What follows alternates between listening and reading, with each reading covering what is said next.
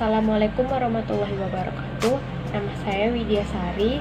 Saya dari Prodi Pendidikan Ilmu Pengetahuan Sosial 1, Fakultas Ilmu Tarbiyah dan Keguruan, Universitas Islam Negeri Sumatera Utara. Video ini saya buat untuk memenuhi tugas UAS kajian White Collar Crime mengenai laporan studi kasus pencucian uang dalam kasus Jiwasraya. Kasus tindak pidana pencucian uang sudah marak terjadi di Indonesia.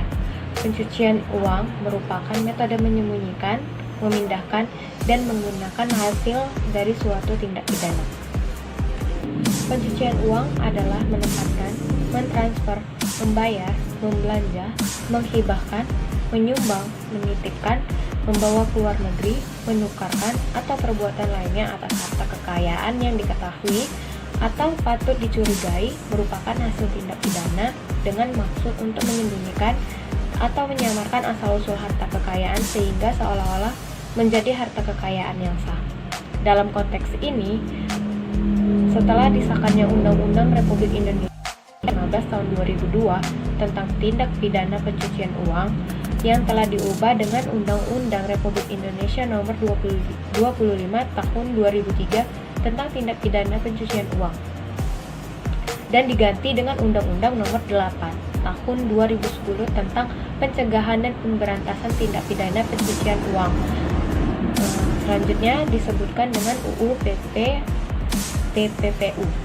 Diharapkan tindak pidana pencucian uang dapat dicegah dan diberantas. Karakteristik dasar dari pencucian uang adalah kejahatan yang bermotif mengejar keuntungan yang sebesar-besarnya. Hal ini berbeda dengan kejahatan konvensional lainnya yang menakutkan masyarakat. Kejahatan ini merupakan sifat penciptaan kreativitas, pengembangan kejahatan-kejahatan baru yang bersifat internasional, terorganisir secara profesional dengan menggunakan teknologi tinggi dan dengan pelayanan sarana bisnis yang menguntungkan.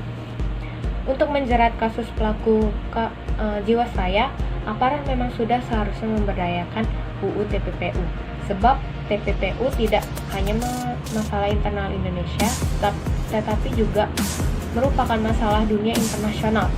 Berbagai konferensi telah diadakan dalam upaya membahas cara-cara atau metode-metode strategis untuk mencegah dan memberantas jenis kejahatan tersebut. Terlebih dengan telah dibentuknya Finance Action Task Force on Money Laundering oleh negara-negara yang tergabung dalam G7 sebagai upaya untuk mengintensifkan pencegahan dan pemberantasan pencucian uang menjadi lebih terkoordinasi. Karena itu, FATF mengimbau negara-negara termasuk Indonesia agar ikut memerangi perbuatan pencucian uang sebagai suatu kejahatan lanjutan dari kejahatan yang terorganisasi. Dalam kasus Jiwasraya ini, para pelakunya tentu saja bukan orang-orang biasa, namun diduga melibatkan orang-orang berdasi atau white collar dan dilakukan secara terorganisasi.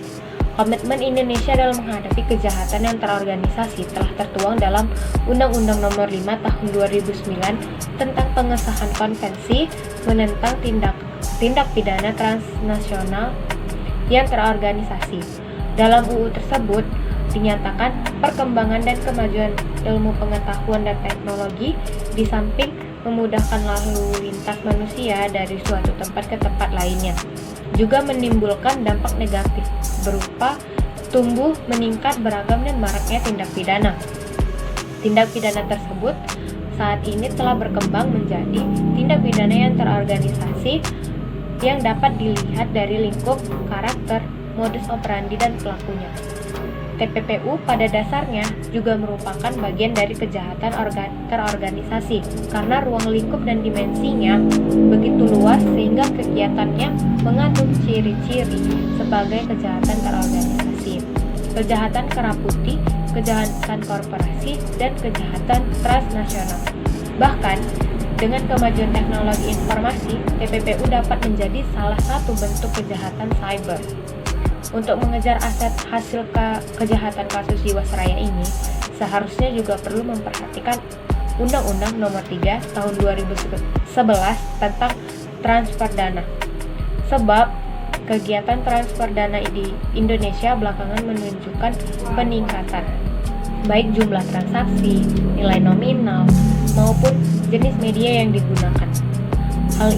Hal itu telah ditunjukkan dengan jumlah kasus yang pernah terjadi, di antaranya kasus transfer dana secara ilegal senilai 1,4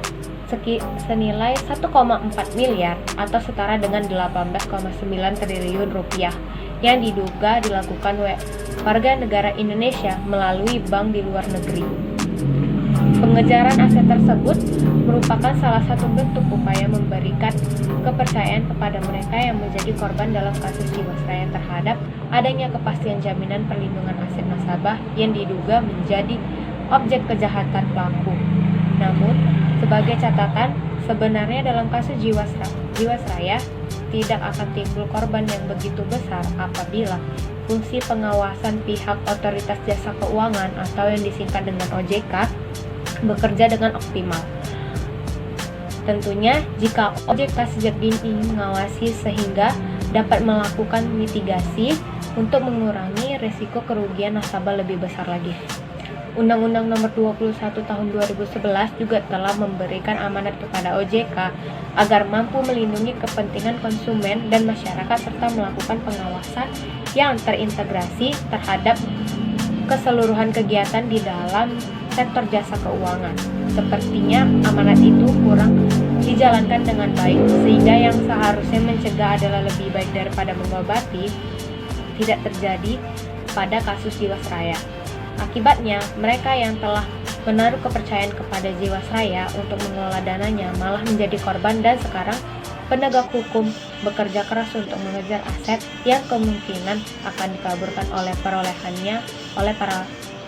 yang akan dibawa kabur asal perolehannya oleh para pelaku. Baiklah, sekian video saya mengenai pencucian uang dalam kasus Jiwasraya. Apabila ada kesalahan, saya mohon maaf. Saya ucapkan terima kasih. Wassalamualaikum warahmatullahi wabarakatuh.